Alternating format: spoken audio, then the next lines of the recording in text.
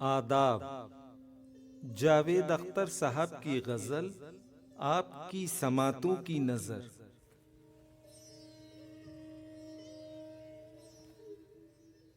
ख्वाब के गांव में पले हैं हम, पानी छलनी में ले चले हैं हम।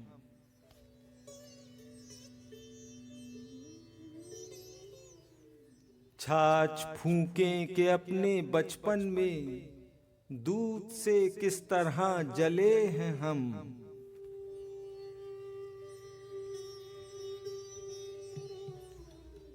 खुद हैं अपने सफर की दुश्वारी, अपने पैरों के आबले हैं हम।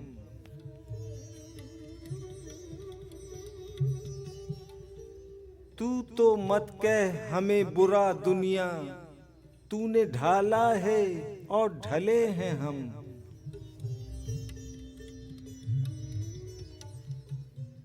क्यों है, कब तक है, किसकी खातिर है, बड़े संजीदा मसले हैं हम।